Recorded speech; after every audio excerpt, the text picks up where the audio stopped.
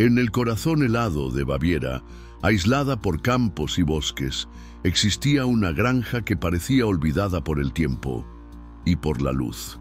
En 1922, 6 personas fueron brutalmente asesinadas en Hinterkaifeck.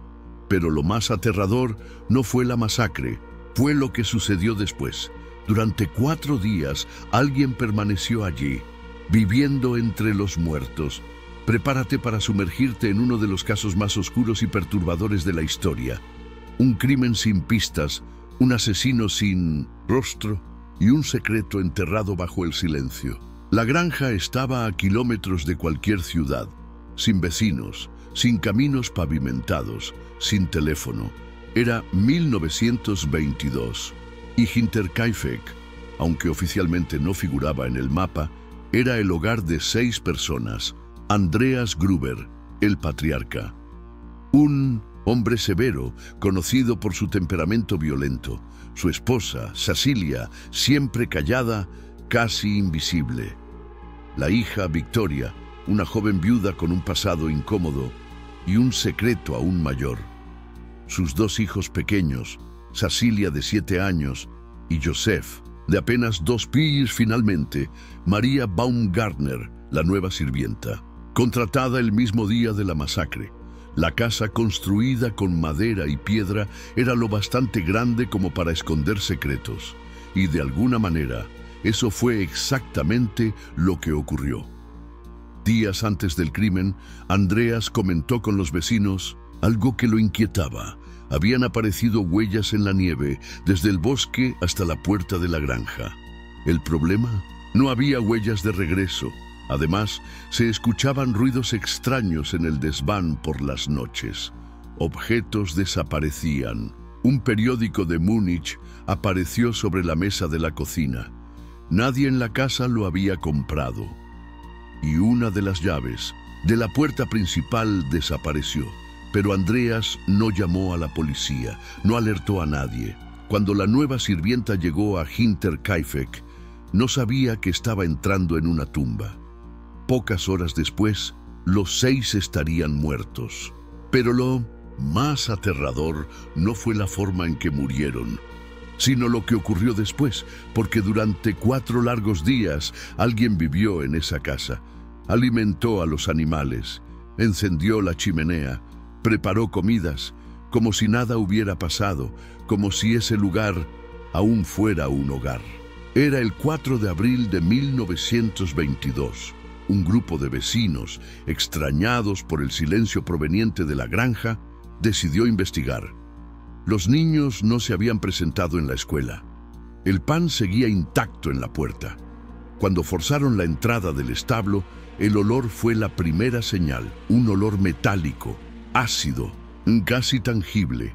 Allí, tendidos uno al lado del otro, como si hubieran sido arrastrados, estaban Andreas, su esposa Cecilia, Victoria y la pequeña Cecilia de 7 años.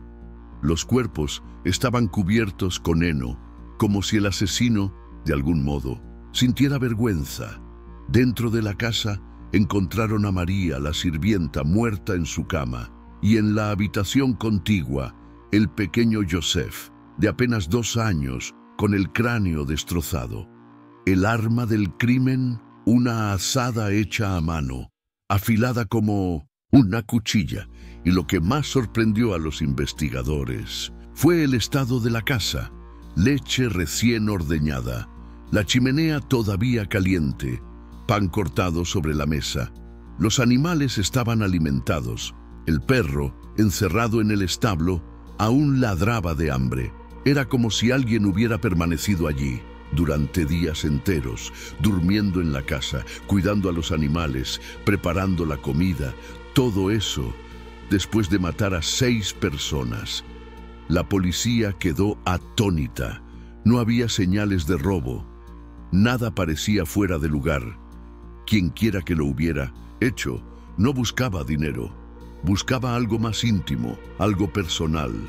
Y en el fondo de la mente de los investigadores comenzó a germinar una pregunta: ¿y si el asesino ya vivía allí?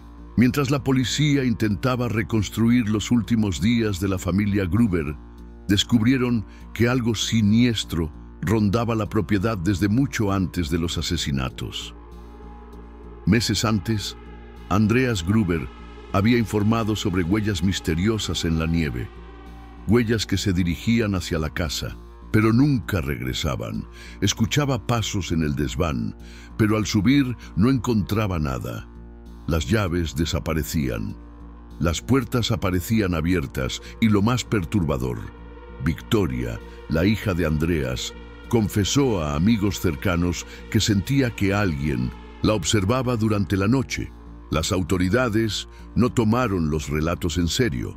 La granja estaba aislada. El clima era hostil, quizás era paranoia rural, pero ahora con 6 cadáveres todo adquiría un nuevo significado. Era posible que el asesino hubiera vivido allí, escondido, durante semanas, tal vez meses, oculto entre las paredes, o peor, en el desván, un espacio claustrofóbico, con acceso limitado donde nadie se atrevía a subir. La teoría más aterradora comenzaba a tomar forma. El asesino no entró esa noche a la casa, ya estaba dentro. La escena del crimen fue, desde el inicio, un desastre para los investigadores. Curiosos, vecinos e incluso periodistas caminaron por todo el lugar, contaminando las pruebas. La autopsia se realizó en el propio establo, por un médico local, con herramientas rudimentarias. Aún así, los resultados fueron estremecedores. Las víctimas fueron asesinadas con violencia extrema. La pequeña Cecilia se había arrancado mechones de cabello antes de morir, posiblemente al presenciar el asesinato de su familia. Un detalle macabro: Andreas y Victoria parecían haber sido los primeros objetivos. Los golpes revelaban ira, una ira íntima. La policía comenzó a escarbar en el pasado de la familia y descubrió que Andreas Gruber tenía un historial oscuro. En 1915 fue condenado por incesto con su propia hija, Victoria. Ambos cumplieron condena, y Joseph, el bebé de 2 años, podría ser hijo y nieto de Andreas al mismo tiempo. Ese secreto, hasta entonces oculto, abrió puertas a nuevas teorías. La granja, que ya parecía maldita, ahora era vista como escenario de secretos inconfesables. El crimen, quizás, no fue aleatorio, sino la consecuencia de algo mucho más profundo y más antiguo. Al revisar las pertenencias de la familia, los investigadores encontraron un cuaderno, un diario escrito por Victoria. Las primeras páginas eran banales, tareas del hogar, rutinas cotidianas, pero con el paso de los días, el tono cambió. Empezó a describir sonidos inexplicables, pasos en el desván, objetos que desaparecían, un par de ojos, vislumbrados en la oscuridad, detrás de una rendija en la pared. En una de las últimas entradas, Victoria escribió: «Hay alguien aquí. Lo siento. No estamos solos». La última frase, escrita 3 días antes del crimen, es casi un susurro sobre el papel. Él está esperando. Con eso, la hipótesis del asesino fantasma cobró fuerza. Alguien pudo haber vivido escondido en la granja, observando, durmiendo. De día vigilando, de noche alimentándose de la comida de la casa, esperando el momento justo para atacar. El diario era un grito ahogado, una advertencia que nadie escuchó a tiempo y que ahora llegaba demasiado tarde. La investigación señaló a decenas de sospechosos, pero ninguno con pruebas concluyentes. Había un exnovio de Victoria, un vecino que afirmaba haber visto luces extrañas en la granja, e incluso un grupo de desertores escondidos en los bosques cercanos, pero un nombre empezó a repetirse con fuerza: Lorenz Schlittenbauer, vecino, antiguo pretendiente de Victoria y posible padre de Joseph. Fue uno de los primeros en llegar a la escena del crimen, pero su comportamiento fue extraño. Mientras los demás vacilaban, Lorenz caminó solo por la casa, abrió puertas, tocó objetos, como si ya conociera cada rincón, o peor, como si intentara ocultar algo. Cuando fue confrontado, dijo que buscaba sobrevivientes, pero sus respuestas eran vagas, contradictorias. En una ocasión, mencionó detalles del crimen que la policía aún no había revelado, y aún así, nunca fue arrestado. La falta de pruebas y el caos de la investigación hacían que cualquier acusación fuese demasiado débil. El caso comenzaba a enfriarse, pero el miedo, ese seguía presente. Semanas después, apareció un pariente lejano de la familia, un hombre de aspecto rígido que decía tener derecho a la herencia de la granja. Recibió los bienes restantes, se encargó de los trámites y desapareció. Nadie sabe qué hizo con el dinero, ni con los objetos de la casa. Un antiguo crucifijo de madera que colgaba sobre la cama de Victoria jamás fue encontrado. Tampoco las joyas de la familia, y más extraño aún, el diario de Victoria, que había sido archivado, desapareció de los registros policiales. Es como si alguien hubiera empezado a borrar las huellas del crimen, lentamente, en silencio y con sumo cuidado. El caso fue archivado en 1923, pero nunca murió.